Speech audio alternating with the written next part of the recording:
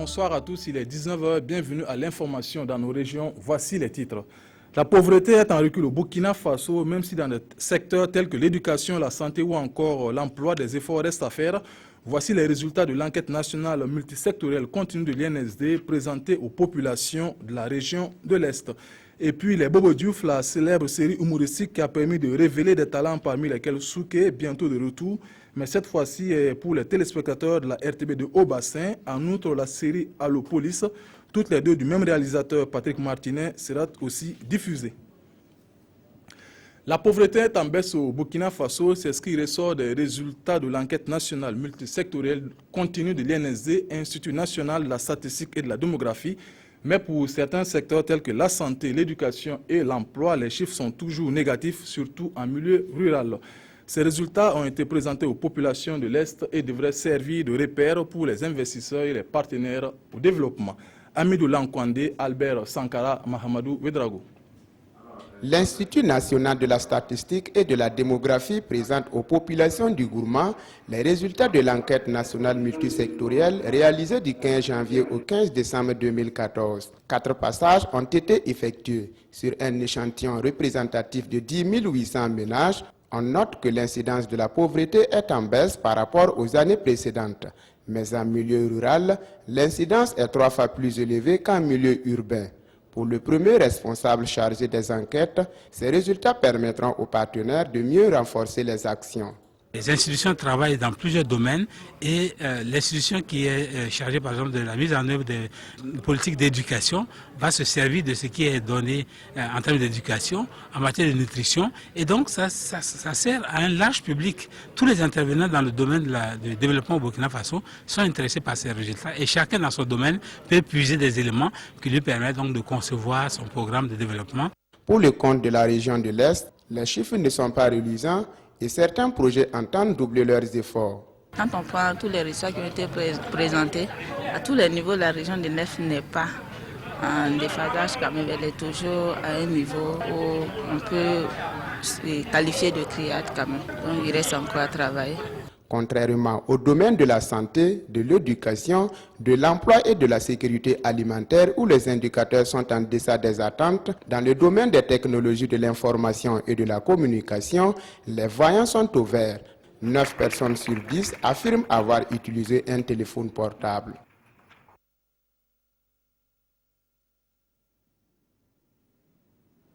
Nous restons toujours à Fada où la bibliothèque numérique de recherche agricole vient d'être lancée. Elle devrait servir de guide en ligne au monde paysan. Pour les concepteurs de cet outil, cet outil représente un atout considérable pour les producteurs dans le développement de leur activité. Nessor Yugbare, Albert Sankara, Lambert Soma. L'Agence pour la formation et d'ingénierie du développement rural autogéré met à la disposition des acteurs agricoles et environnementaux une bibliothèque numérique, un référentiel scientifique agricole qui permettra aux acteurs de s'adapter aux différentes variations naturelles. C'est un outil assez précieux, évidemment pour tout le monde, pour tous les acteurs qui viennent en appui au monde rural.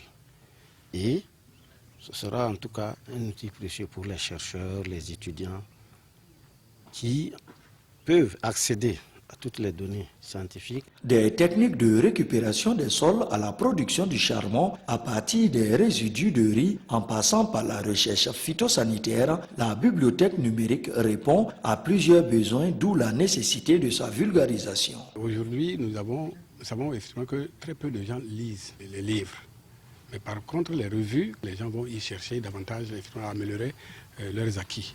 Pour les premiers responsables en charge de l'agriculture de la région de l'Est, la croissance des productions demande toujours des recherches et cette bibliothèque numérique serait une plus-value. Je crois que cette bibliothèque numérique peut apporter une valeur ajoutée d'abord à nous les responsables et à tous nos collaborateurs qui assureront l'encadrement du monde rural. Au regard de l'importance de ce document que l'on pourrait consulter sur Internet, les promoteurs entendent le reprendre dans tout le pays pour que l'ensemble des producteurs en soient bénéficiaires. La Semaine nationale de la culture SNC 2016 débute ce 26 mars à Bobo-Dioulasso.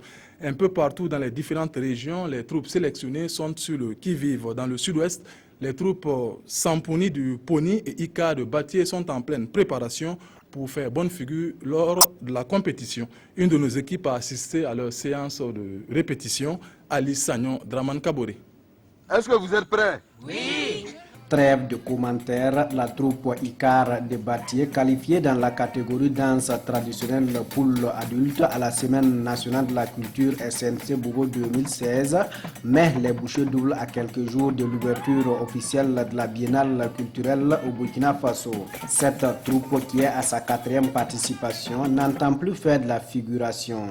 Nous venons chaque soir ici, nous retrouver ici, pour essayer de parfaire un peu les pas, surtout la mise en scène et même voir la chorégraphie surtout. La troupe scolaire de Sampoli dans le Pony, sélectionnée pour la première fois en catégorie danse traditionnelle pour jeunes, ne déroge pas à la règle. Danse, occupation scénique, bref, tous les détails sont passés à la loupe. C'est des enfants, il faut travailler, qu'ils maîtrisent la chorégraphie, qu'ils maîtrisent les éléments essentiels, à savoir donc l'harmonie des pas. Également la synchronisation avec la musique. Tous les jours, mon papa met radio. Moi aussi, je suis là pour danser. C'est à cause de ça que moi, je connais. Et puis, aujourd'hui, je suis là pour danser. Je serai à Bobo pour démontrer ce que je connais. La danse brille fort pour avoir un prix. Au regard du niveau de préparation des différentes troupes, toutes se disent prêtes pour représenter les pays lobés à cette fête de la culture et espèrent amener des prix au soir du 2 avril 2016 pour le sud-ouest. Des outils de ramassage d'ordures composés de tricycles, de charrettes et de brouettes, voici le don de l'association Belvette à plusieurs associations de femmes de la ville de Bobo-Dioulasso. Objectif, soutenir ces femmes qui participent à l'assainissement du cadre de vie. Plus de 30 millions de francs CFA ont été mobilisés pour cette action. Lamine Karantao, Amadou Lougui. Une partie du matériel contemplé ici par les bénéficiaires. Des tricycles, des charrettes à traction animale, des râteaux, des pelles et des brouettes, du matériel qui devrait contribuer à rendre plus propre la ville de Bobo-Dioulasso. Nous avons reçu ce matériel qui va nous aider pour le développement de la ville de Bobo-Dioulasso, partant de là pour l'assainissement de la ville. Une ville propre où il fait bon vivre. C'est quelque chose qu'on avait besoin et que aujourd'hui, nous sommes fiers, nous sommes contentes de recevoir ça. Cet équipement, qui est une initiative de Belvette, est estimé à plus de 31 millions de francs CFA. L'Arlé Naba vraiment a fait tout son possible pour nous aider. Il y était là le 28 passé et compte tenu de ce calendrier très chargé, il n'a pas pu faire le déplacement aujourd'hui. Donc c'est la remise effective, ça a pris du temps parce que les charrettes, on a voulu des charrettes basculantes et non des charrettes simples. Il fallait fabriquer ces charrettes-là à Bobo. Donc c'est un plus également à la ville, puisqu'on pouvait les faire venir de Ouagam, mais non, tout ce matériel a été acquis à Bobo, acheté à Bobo. En tout, 7 associations intervenant dans le domaine de l'assainissement ont pu bénéficier de ces outils de travail. Elles sont issues des différents arrondissements de Bobo-Dioulasso, mais également de Farakoba. Le dimanche des Rameaux et de la Passion a été célébré ce 20 mars à Gawa. La cathédrale Sacré-Cœur de cette ville a été le point de convergence de nombreux fidèles catholiques à l'occasion de cette cérémonie. Solidarité et miséricorde ont été les maîtres mots de cette célébration. Basile Bassolé, Jean-Clément Sommet. Rameau en main, ces fidèles chrétiens ont renoncé à tout pour venir suivre Jésus-Christ dans son entrée triomphale à Jérusalem, un dimanche dit des Rameaux et de la Passion. Les rameaux tenus par les fidèles rappellent ce triomphe-là, cette entrée triomphale de Jésus et rappellent aussi de façon contextualisée la participation de tous les fidèles chrétiens à la victoire de Jésus. À partir de ce dimanche commence la semaine la plus importante pour le chrétien. Et en principe, c'est le vendredi qui est le premier jour du Triduum pascal et il va se célébrer la passion du Christ.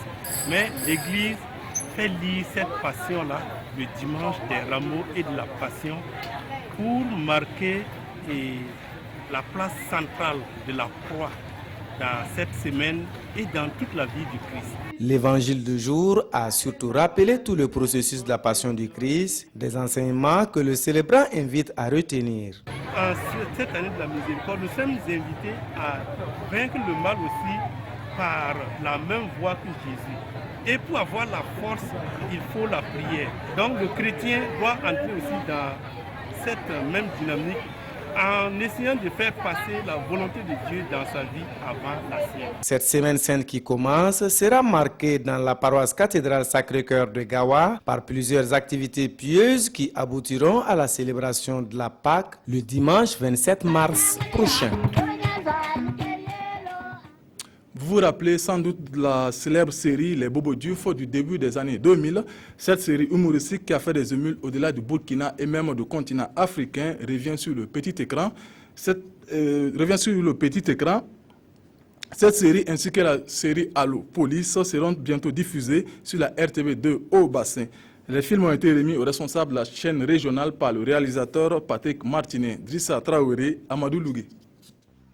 Bobo Diouf au royaume d'Abou, la mayonnaise africaine ou encore Boboliwood. Toutes ces séries ont pour décor la ville de Sia. Elles seront prochainement diffusées sur la RTB2 au bassin grâce à un partenariat avec la société de production ATA. J'ai trouvé normal en fait que la population de Bobo puisse quand même voir un peu nos séries depuis 10 ans, qu'il était temps qu'on puisse au moins donner toutes ces séries à la RTB2 pour que tous les acteurs, les techniciens, tout le monde puisse profiter quand même de leur travail. Faire vivre le cinéma bobolais, montrer la vie et les réalités quotidiennes de Bobo Dioulasso, telles sont les missions de cette télévision de proximité. Ces films viendront enrichir énormément les programmes de la station de télévision RTB2 au bassin.